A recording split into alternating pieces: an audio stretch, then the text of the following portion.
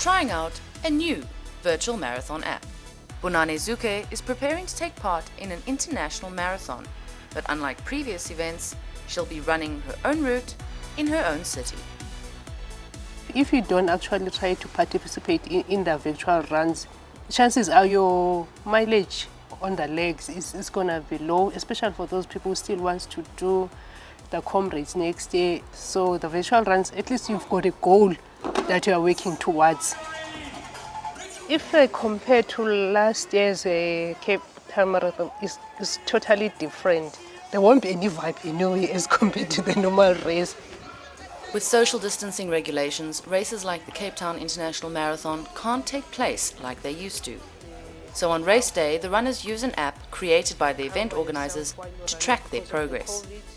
But in addition to this, runners were sent a Cape Town care package ahead of the race. They gave us this medal in advance, so they will monitor us using the Cape Town Marathon app. Make sure that we actually deserve it. With her medal already in hand, the goal is there and the race is set. But in order to compensate for the hype that the events usually create, organizers say they maximized on the immersive experience of their virtual platform. The app tracks you, but it tracks you virtually on the Cape Town Marathon route, the original route.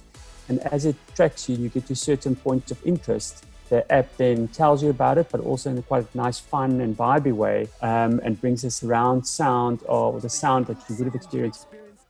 We've just started from right outside the waterfront. I'll catch you in a few hundred meters. Good luck! While the app provided an immersive experience, the support on the ground is left largely to the running clubs and the runners themselves. With this in mind, it was decided that a full-price ticket to run wasn't an option. Unfortunately, because it's an app-based run, we couldn't do it for free because there was a tracking device cost involved for us. You know, that's why we decided not to go the free route, but just charge half price. Some run solo with hydration packs in their backpacks, while others make use of water points set up by the various running clubs. But what is evident is that virtual races are all about community support on the roads. Being a relatively new concept, some runners may have found it difficult to wrap their heads around the idea of an app-based event. As a result, the number of runners taking part has dropped substantially compared to last year. Exhausted but exhilarated, these runners are more determined than most. Many of them have just completed a full marathon here in Johannesburg as part of a virtual event. After hours on the road, runners are pressing stop on the app. But some technical glitches have now come to light. No, I didn't actually see that it's actually short when I get in. Yeah, but you switched off already? Yes. The app, you probably find somebody running with it would have probably also had a slight different reading.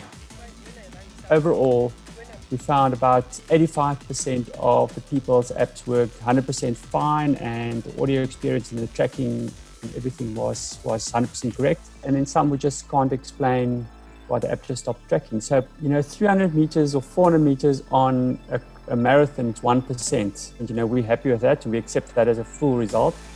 Teething issues aside, going virtual means that runners from across the globe can take part in these events at a fraction of the cost to all involved. COVID-19 put us into a position that we had to go virtual.